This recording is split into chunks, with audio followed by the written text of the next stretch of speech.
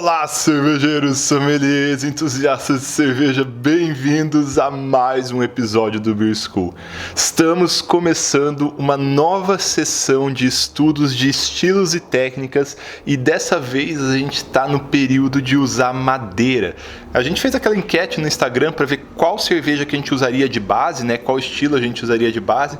Estava entre Barley Wine e We Have, eu estava torcendo muito por We Have, mas foi escolhido Barley Wine. Mas são cervejas que são fundamentalmente muito parecidas. Então, esse mês e parte do mês que vem a gente vai dedicar aos estudos da madeira. A gente vai fazer uma cerveja, vai mostrar a elaboração, estudo do guia, desenvolvimento, execução, técnicas avançadas e tudo mais que a gente puder. Bora lá!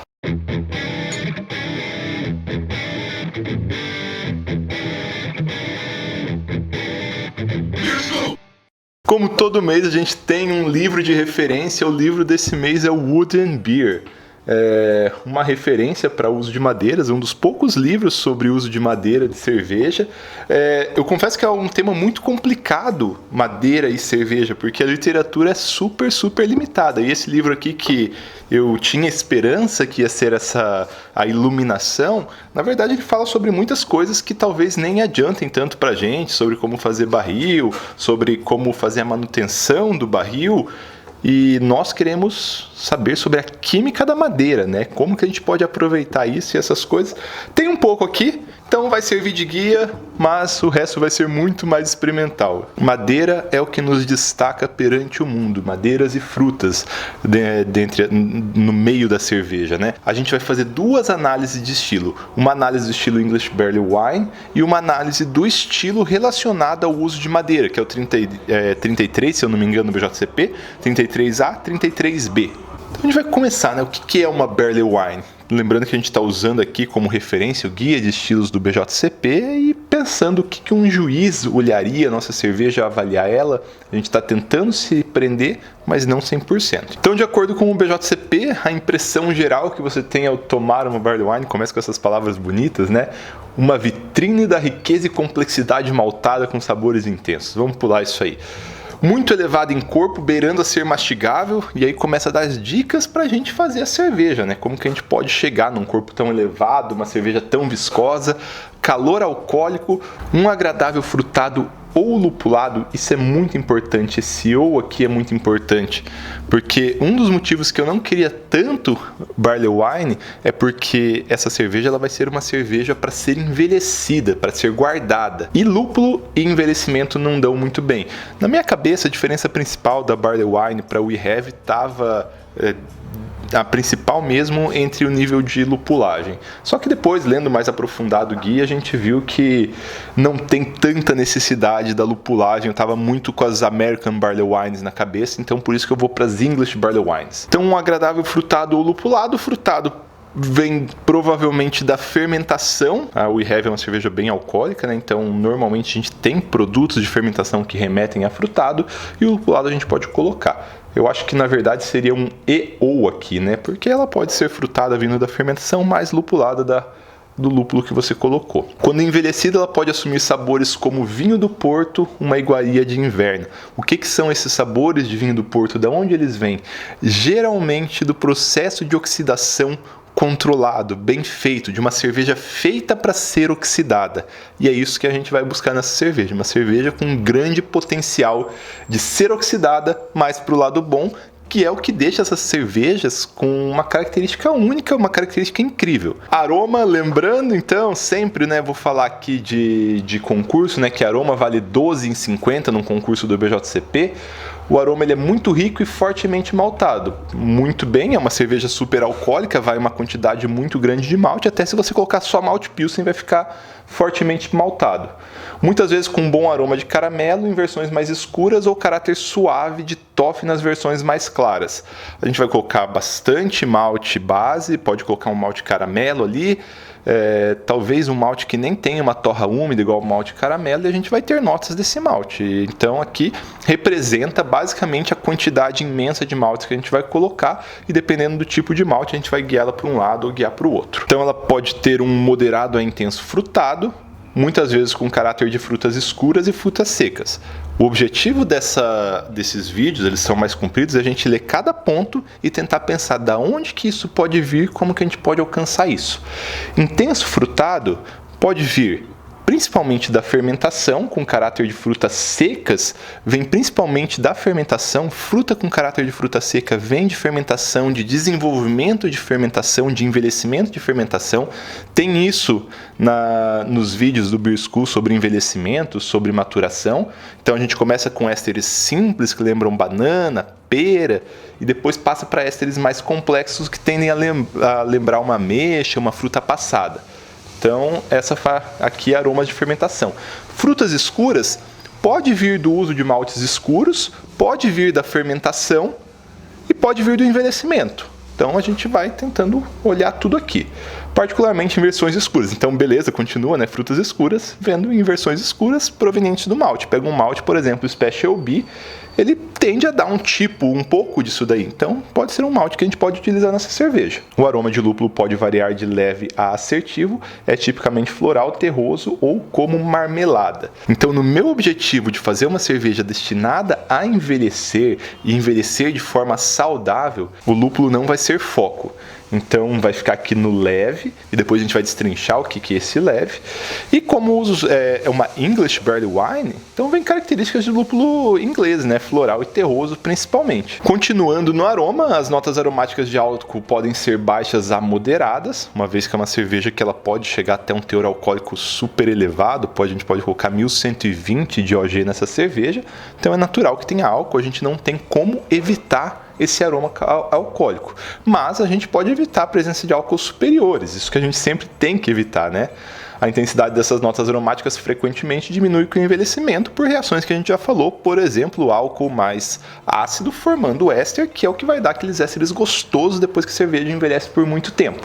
Ela não só tende a perder o aroma de álcool, como ela tende a perder teor alcoólico também. O aroma pode ter um caráter rico, incluindo notas de panificação, tostado, toffee ou melaço. Isso aqui o que lembra pra gente? Panificação. Maltes base, principalmente malte lá de cor mais indo para o Pilsen, para o Pale Ale. Tostado, vai para os maltes caramelos mais escuros. Toffee, malte caramelo. Melaço também continua nos maltes caramelo. Porém, pode é uma coisa opcional.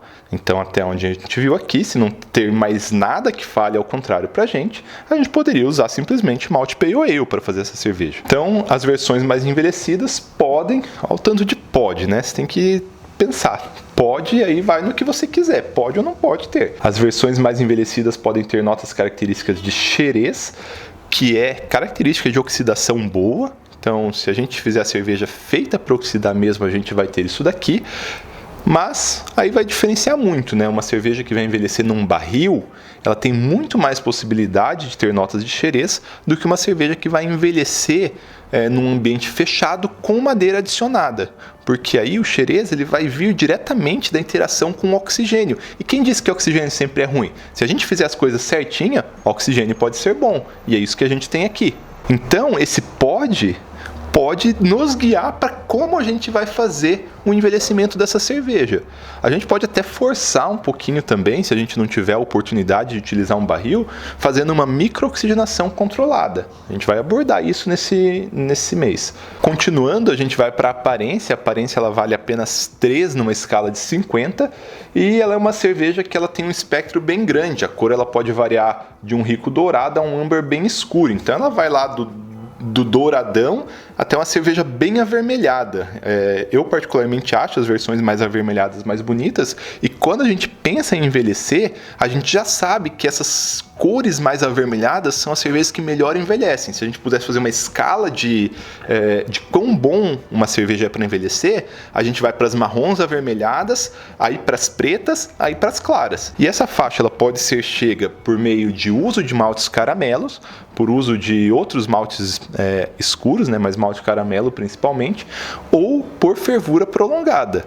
Então a gente tem que até controlar quanto que a gente vai usar desses tipos de malte caramelo para manter, porque a gente precisa da fervura como esse ponto-chave para o bom envelhecimento da cerveja. Baixa a moderada formação de colarinho bege, clarinho. Sério que é assim? Tá bom, baixa moderada formação de colarinho bege clarinho, que pode apresentar baixa retenção. E aí você olha e você fala, nossa, mas isso parece uma coisa ruim. E realmente é uma coisa ruim, mas não tem como evitar. Quanto mais alcoólica é a cerveja, mais difícil é ter estabilidade de espuma. Então, se a gente faz uma cerveja lá no limite superior do estilo, a gente não pode penalizar a aparência dela, porque não tem como ter uma espuma boa. Esses dias eu tomei uma Barley Wine de 16% de álcool, a retenção de espuma era mínima, mas era uma cerveja incrível. Tanto que ganhou ouro no Festival Brasileiro da Cerveja. Eu acho que eu tenho um take dela aqui para vocês verem. É uma Barley Wine de 16% de álcool. Isso é muita coisa. 1178 de OG. É uma das cervejas mais incríveis que eu já tomei. Pode apresentar turbidez a frio, Chill Haze, que é aquela interação entre proteína e polifenol. Polifenol principalmente vindo do lúpulo. Eu acho que a gente não vai ter muito problema com isso, mas vamos tentar se livrar, porque apesar de pode, não é legal, né? Vamos tentar deixá-la o mais certinho possível. Mas geralmente desaparece à medida que a bebida aquece, que é o que acontece com qualquer cerveja com Chill Haze, porque se chama turbidez a frio, não a quente, deixando a cerveja muito límpida e brilhante. Vai lá, vamos nós mais uma vez tentar clarificar uma cerveja até ficar límpida e brilhante, que não é uma tarefa muito fácil, demora tempo e a gente tem vontade de tomar cerveja rápido, né? A cor pode parecer ter grande profundidade, como se fosse visto através de uma lente de um vidro grosso, porque a cerveja é uma mega viscosa, ela dá essa impressão. Os níveis altos de álcool e a viscosidade podem ser visíveis em lágrimas, sabe quando fica aquele negócio escorrendo do lado do copo em cerveja muito alcoólica? Eu acho isso muito bonito, adoro cerveja que tem isso. Continuando então, sabor, principal característica de uma cerveja, nota 20 numa escala de 50. Fortes, intensos, complexos e multifaceados sabores de malte, variando de notas de panificação, toffee, abiscoitado nas versões mais claras, além de nozes, tostados profundos, caramelo escuro e ou melaço em versões mais escuras. A gente vai fazer uma no meio. Eu imagino aqui que mesmo utilizando só malte base, por exemplo, o malte pale ale, a gente consegue isso, o malte pale ale um pouco mais torradinho, só que a gente não vai usar pouco dele, a gente vai usar massivamente para o tipo de cerveja que eu quero fazer. Eu quero fazer no limite superior do estilo, se não passar. Não, vamos ficar dentro. Então, como eu vou fazer no limite superior do estilo, o que o malte pale ale dá? Você usando lá em 4 kg para fazer 20 litros. Ele dá um pouquinho de nozes, ele dá um pouquinho de caramelo. Mas se você triplicar isso, será que não chega?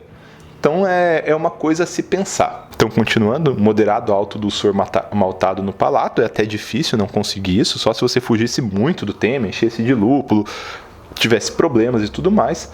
Embora o final possa ser moderadamente doce para moderadamente seco, dependendo do envelhecimento. O envelhecimento tende a reduzir um pouco a viscosidade, então a gente tem uma gama legal para trabalhar aqui, e se a gente quiser mandar essa cerveja para concurso, o que é uma tristeza, né? Porque a cerveja vai demorar um tempo para fazer, super complicada, e ter que mandar 4 garrafas dela é uma dor no coração, mas chegando lá, em qualquer idade ela estaria apta a participar. Se ela estiver mais nova, mais viscosa, mais doce; se ela estiver mais velha, talvez um pouquinho mais seca. Alguns sabores oxidativos ou vínicos podem estar presentes e muitas vezes complexos sabores de álcool podem ser evidentes. Tem que falar, mas aqui é o óbvio pro objetivo da cerveja. Uma cerveja super maltada e pouco lupulada, ela vai ter tudo isso, a não ser que ocorra algum erro. Sabor frutado moderadamente a bastante elevado, frequentemente com caráter de frutas escuras ou frutas secas. Repetindo o aroma, né? Isso aqui, mais uma vez, vindo do perfil de malte ou do perfil de fermentação. A gente pode tentar evitar um pouquinho isso. Eu, particularmente, apesar de falar aqui, né, muito sobre isso, eu acharia ruim se eu formasse muito éster na minha cerveja. Então eu vou tentar fazer as técnicas para reduzir éster, porque quando a gente faz uma cerveja OG 1120, mesmo usando todas as técnicas para reduzir éster, vai ter muito éster, a não ser que eu queira fazer ela exclusivamente para tomar daqui muito tempo. Aí é outra ideia, porque os ésteres tendem a diminuir. Continuando aqui, o lúpulo de amargor pode variar de apenas suficiente para manter o equilíbrio, que é o que eu quero, até uma presença ostensiva, que é o que eu não quero, porque a cerveja não tem esse objetivo. Então a gente vai lá naquele lúpulozinho praticamente imperceptível só para equilibrar. O equilíbrio varia de maltado, que é o que eu quero, a um pouco amargo, que é o que eu não quero. As versões mais claras são muitas vezes mais amargas e mais atenuadas, e pode mostrar mais caráter de lúpulo do que as versões mais escuras. No entanto, todas as versões são maltadas no equilíbrio. Ótimo! Diferente da American Barley Wine, que as American Barley Wines tem muitas muito lupuladas, que é o que a gente não quer para o objetivo da cerveja, porque não vai envelhecer bem. O sabor de lúpulo pode ser baixo, que é o que a gente vai aplicar, moderadamente alto, muitas vezes com nota floral, terrosas, marmelada, variedades inglesas em geral. Então, saindo do aroma, a gente vai para a sensação de boca, que tem uma nota 5 de 50. Bem natural, né? Bastante encorpada, com textura aveludada ou de melado, embora possa diminuir o corpo com um longo período de guarda, que a gente até acabou falando, né? Isso aqui é aquele outro negócio. Se você fez tudo certo, não tem como não ter. Um suave aquecimento de calor alcoólico que incrementa com o passar do tempo deve estar presente. Na verdade, o calor alcoólico ele deve desincrementar com o passar do tempo. Eu não sei se está com... eu fiz algum errinho de tradução aqui, porque o álcool superior ele vai reagindo com os ácidos que tem lá e formando ésteres muito gostosos por sinal, então tende a diminuir a presença alcoólica. A carbonatação pode ser baixa a moderada, dependendo do envelhecimento e da refermentação na garrafa.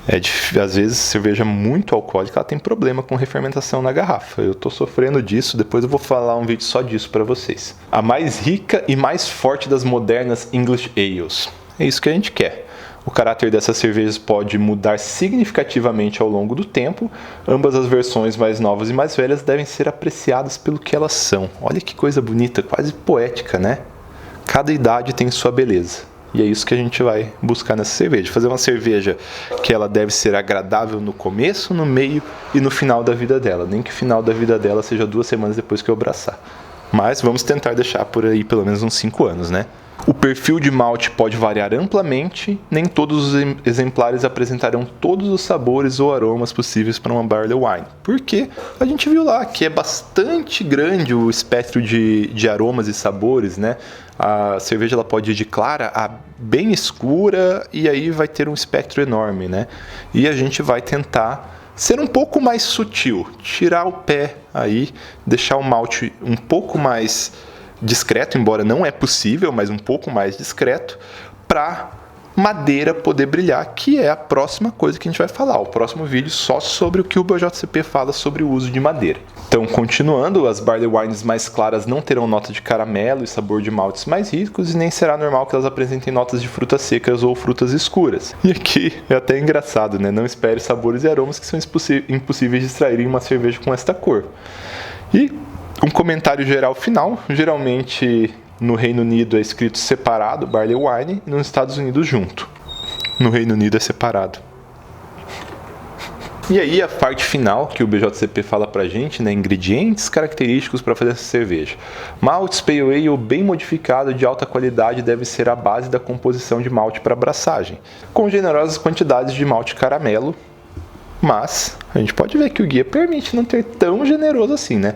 É que uma coisa, quando a gente vê em porcentagem, às vezes parece pouco malte caramelo. Eu já projetei a receita aqui na minha cabeça. Em porcentagem é pouquinho, mas em quantidades absolutas é bastante. Aqui algo muito importante, né? Até fala um pouquinho de notas mais tostadas, né? Mas maltes escuros devem ser usados com grande cuidado e restrição, apenas para ajuste de cor.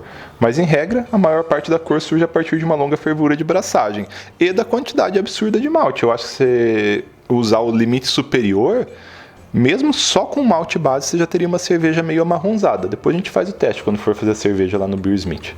Aqui fica bem fácil, né? Lúpulo em cervejas inglesas geralmente é fácil pensar em quais utilizar. EK e Fuggle é o básico, né? Embora eles tenham alfa-ácidos baixos, então a gente nunca quer deixar o nível vegetal muito alto, então a gente pode passar por umas variedades um pouco maiores de alfa-ácido, como o próprio Target. E por fim, o emprego de levedura britânica é característico. Ela é legal, ela dá aquele éster frutado, que é o que o guia fala tanto, que pode harmonizar muito bem no futuro, virar um éster um pouco mais complexo. E dependendo do seu objetivo, pode ser necessário utilizar 2 leveduras. Eu falei isso na live de High Gravity, vocês podem dar uma olhada lá. A gente pode usar uma levedura para dar a característica inglesa da cerveja, por exemplo, uma S04 entraria muito bem aqui, mas uma S04 ela tem problema para a partir de 9% de álcool. Então a gente usa uma segunda levedura, com a técnica correta, obviamente, para terminar a atenuação. Então o Gui ele sempre fala também sobre comparação entre estilos. Então a gente pode comparar ela com uma We Have, com uma American Barley Wine.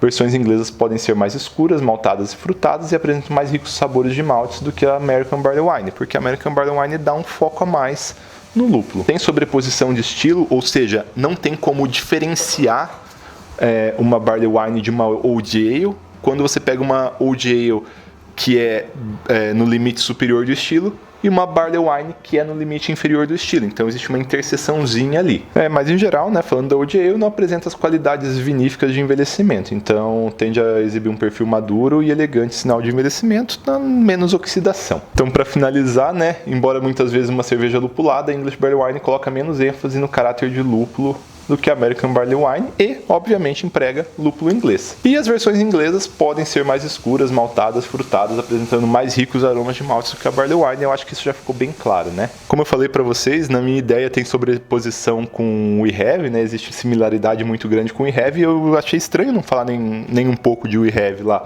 Aí eu vim aqui na We Have.